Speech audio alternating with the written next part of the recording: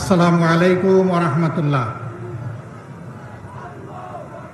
আলহামদুলিল্লাহি রাব্বিল আলামিন ওয়াসসালাতু ওয়াসসালামু আলা রাসূলিহিল কারীম ওয়া আলা আলিহি ওয়া সাহবিহি ওয়া আহলি বাইতি আজমাইন।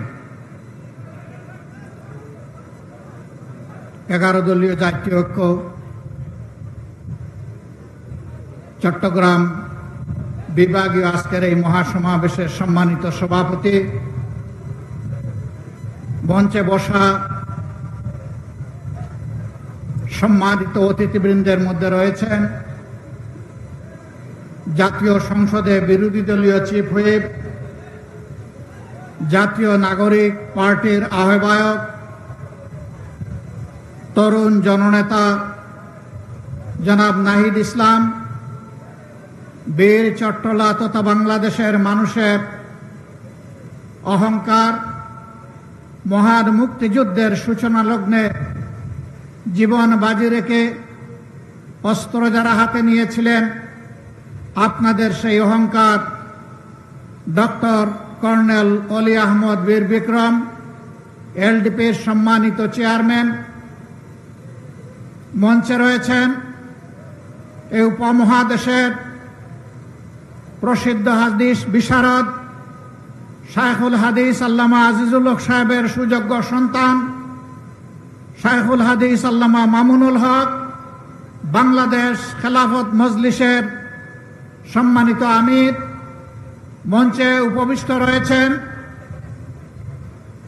খেলাফত মজলিস, এবি পার্টি সহ জাগবা সহ বিভিন্ন পার্টির সম্মানিত শীর্ষ নেতৃবৃন্দ,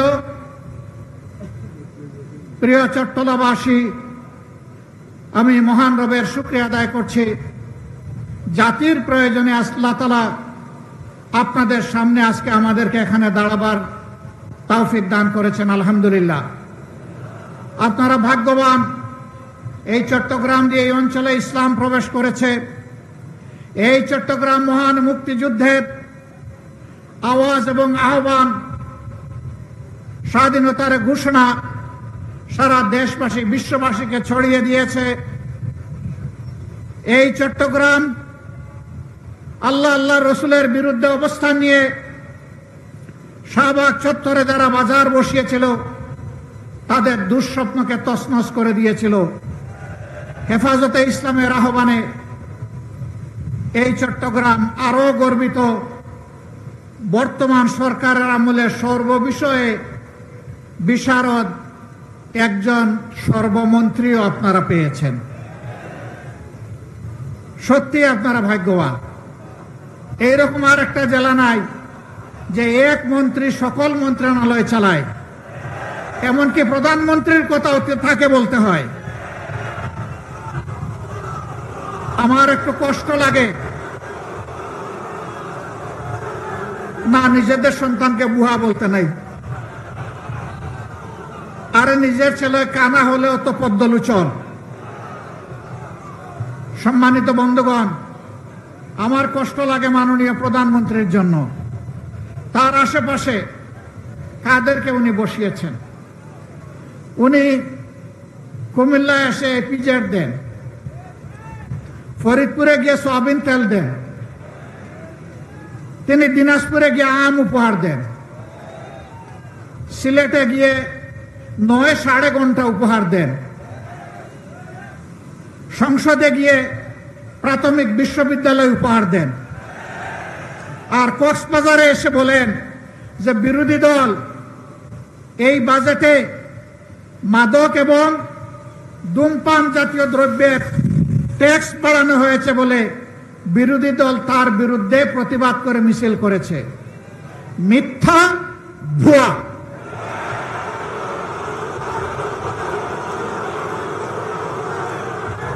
বিরোধী দলের কেউ এটা করে নাই। আমার করুণা লাগে।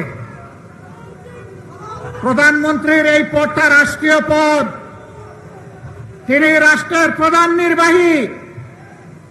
তার দিকে তাকিয়ে বিশ্বের জনগণ বাংলাদেশকে হিসাব করবে। তার মুখ দিয়ে যদি অনবরত এই সমস্ত ভুলভাল কথা বের হতে তাকে বাংলাদেশ লজ্জিত হবে, ক্ষতিগ্রস্ত হবে। এদেরকে চিহ্নিত করুন। যারা আপনাদেরকে ভুল বুঝাচ্ছে, আপনার সম্মান মানে বাংলাদেশের সম্মান যারা ধ্বংস করছে, এদের ব্যাপারে ব্যবস্থা নিন। নইলে ক্ষতিগ্রস্ত শুধু আপনি হবেন না, গোটা জাতিকে আপনি ক্ষতিগ্রস্ত করবেন। এবারকার বাজেট বিরোধী দল প্রতিক্রিয়া জানাবে, খুবই স্বাভাবিক। এটা গণতন্ত্রের এসেন্স, এটা গণতন্ত্রের সৌন্দর্য। এতে রাগ করার কি আছে? অল্পতে ধৈর্য হারালে 18 কোটি মানুষের দায়িত্ব পালন করবেন কিভাবে? হ্যাঁ, জনগণ সমর্থন দিবে, প্রশংসা করবে। জনগণ যখন দেখবে জন আকাঙ্ক্ষা বাস্তবায়নে আপনি এবং আপনার সরকার আন্তরিক। কিন্তু জনগণ যখন দেখবে 70% মানুষের রায়কে আপনারা অপমান অগ্রাহ্য করছেন, জনগণ বসে বসে আঙ্গুল চুষবে না।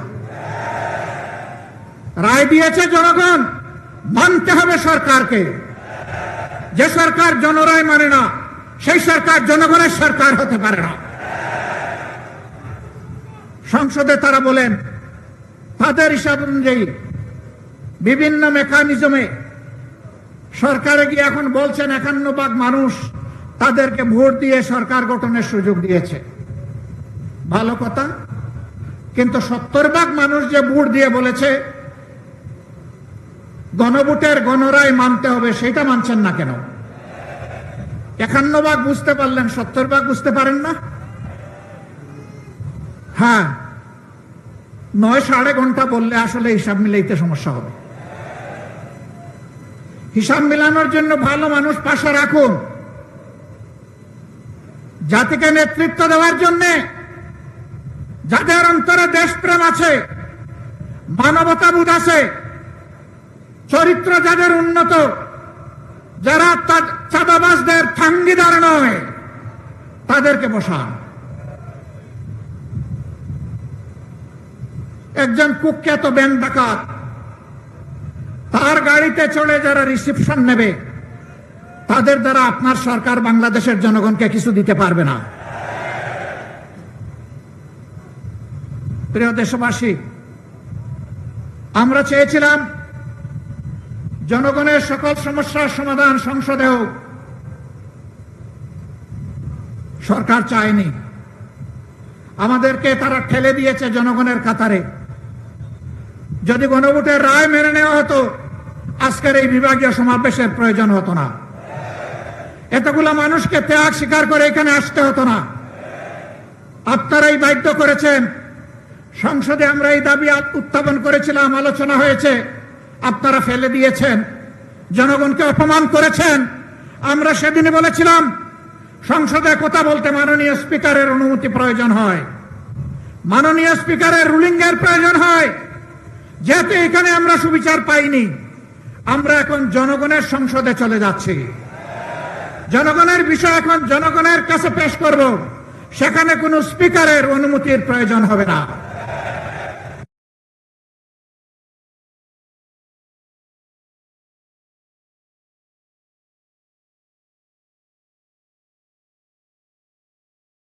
সেখানে মন খুলে কথা বলবো, জনগণ সিদ্ধান্ত নেবে আগামীতে তারা কি ফয়সালা দেবে। একটা স্বাধীন সার্বভৌম দেশ, সীমান্তে কি হচ্ছে আপনারা জানেন। আমরা নোটিশ দিয়েছি এই বিষয়ে আলোচনা করার জন্য। আমাদের নোটিশ নিয়ে টাল বাহনা করা হচ্ছে। ভয় কিসের? কারে ভয় করেন? কারে খুশি করতে চান? কার হয়ে দেশ পরিচালনা করতে চান? যদি বাংলাদেশের জনগণের সরকার হয়ে থাকে, তাহলে এই ধরনের ইস্যু সংসদে আলোচনা করতে দিতে হবে। আমরা আলোচনা সংসদে করব না উত্তেজনা বৃদ্ধির জন্য, আমরা আলোচনা করব বাংলাদেশের স্বাধীনতা এবং সার্বভৌমত্বকে সুসংহত করার জন্য। এটি আমাদের উপর অর্পিত পবিত্র দায়িত্ব। কিন্তু যদি আমাদেরকে এই আলোচনার সুযোগ থেকে বঞ্চিত করা হয়, তাহলে মনে রাখবেন, মুষ্টিমেয় বিজেপি যাদের হাতে সরকারের দেওয়া অস্ত্র আছে, তাদের পাশে আজকে যেভাবে হাজার হাজার জনগণ নিরস্ত হয়ে বুক পেতে দিয়ে নিজের সীমানা রক্ষার জন্য এগিয়ে গিয়েছে, 18 কোটি মানুষ এইভাবে কারো হাতে বাংলাদেশ ইজারা দেবে না। এই 18 কোটি মানুষের 36 কোটি হাত বাংলাদেশকে পাহারা দিয়ে রাখবে ইনশাআল্লাহ। জাতির সাথে গাদ্দারি করে কেউ পার পাবে না। আমরাও গাদ্দারি করলে জাতি আমাদেরকেও ক্ষমা করবে না। আমরা জাতিকে কথা দিয়েছি, কথা দিচ্ছি, আমরা জাতির সাথে আমরা গাদ্দারি করব না ইনশাআল্লাহ। জীবনের বিনিময় হলেও আমাদের দেওয়া কথা আমরা রক্ষা করব। সম্মানিত বন্ধুগণ, জনগণ আশা করেছিল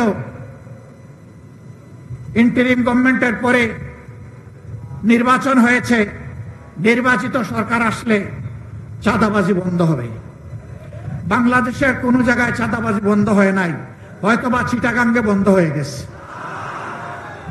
চাঁদাবাজি এখানে চালু আছে। রেট কি বেড়েছে না কমেছে? এই চাঁদাবাজ কারা জনগণ কি জানে না? জনগণ কি চিনে না? মাননীয় প্রধানমন্ত্রী, চাঁদাবাজকে আপনি সামাল দিন। আপনি কথা দিয়েছিলেন আপনি ক্ষমতায় আসলে দুর্নীতির টুটি চেপে ধরবেন। আমরা দেখতে পাচ্ছি দুর্নীতিকে জাতীয়করণ করা হয়েছে। দুর্নীতি এবং চাঁদাবাজির বিরুদ্ধে কথা বললে কারো যদি মন খারাপ হয়, আমাদের করার কিছুই নাই, বলে যাচ্ছি, বলেই যাব। এবং শুধু বলার মধ্যেই আমরা ক্ষান্ত হব না, আমরা জনগণকে সাথে নিয়ে গণপ্রতিরোধ গড়ে তুলব ইনশাআল্লাহ। আপনারা তৈরি আছেন? আমাদের পরিষ্কার কথা, গণভোটের রায় বাস্তবায়ন করতে হবে। গণভোটের রায় বাস্তবায়ন করতে হবে। গণভোটের রায় বাস্তবায়ন করতে হবে। যদি না করেন, তাহলে যেভাবে 96 সালে নিজেরাই শেষ পর্যন্ত কেয়ারটেকার সরকারের বিল নিজেরা এনে পাশ করতে বাধ্য হয়েছিলেন, এই রেফারেন্ডামও বাস্তবায়ন করতে আপনারা বাধ্য হবেন। ভালোই ভালোই মেনে নিন। জনগণকে রাজপথে ফেলে দিবেন না। আমরা শান্তিপূর্ণ গণতান্ত্রিক ধারায় থাকতে চাই, আমাদেরকে থাকতে দিন। আমাদেরকে সুড়সুড়ি দিবেন না। নতুন করে সুড়সুড়ি দেওয়ার কিছু নেই। হুমকি ধমকি দিবেন না। মাঝে মাঝে হুমকি ধমকি দেওয়া হয়, জেলের ভয় দেখানো হয়। ফাঁসিকে যারা তুচ্ছ মনে করে তাদেরকে জেলের ভয় দেখাবেন না। দেশ এবং জনগণের জন্য ফাঁসি বরণ করতে হয় প্রস্তুত। দেশ এবং জনগণের জন্য জীবন দিতে হয় প্রস্তুত। দেশ এবং জনগণের জন্য একবার নয়, বারবার জেলে যেতে হয় প্রস্তুত। কিন্তু এই জেলের তালা স্থায়ী নয়, চাবিওয়ালাও স্থায়ী নয়। তালাও পরিবর্তন হয়, চাবিও পরিবর্তন হয়, এটা মাথায় রাখতে হবে। একদল ফ্যাসিবাদ কায়েম করতে গিয়ে বনে জঙ্গলে আশ্রয় নিয়েছে, খাল বিল নদী নালা দিয়ে পালিয়ে গিয়েছে। আপনারা কোন দিকে যাবেন? আমরা চাই না আপনাদের এই পরিণতি হোক। আমরা চাই না একটার পর একটা গণবিরোধী সিদ্ধান্ত নিয়ে দেশ এবং জনগণের ক্ষতি আপনারা করুন। আমরা পরিষ্কার বলে দিচ্ছি, আমরা দীর্ঘকাল বসে বসে আপনাদেরকে এই সুযোগ দেব না। সুযোগের সময় খুবই সীমিত, সময় ফুরিয়ে আসছে। এই সময়ের ভিতরে যদি পরিবর্তন হয়ে যান, আপনাদেরকে অভিনন্দন জানাবো। যদি পরিবর্তন না হন, তাহলে আপনাদেরকে আপনাদের পরিণতি গুনার জন্য প্রস্তুত থাকতে হবে।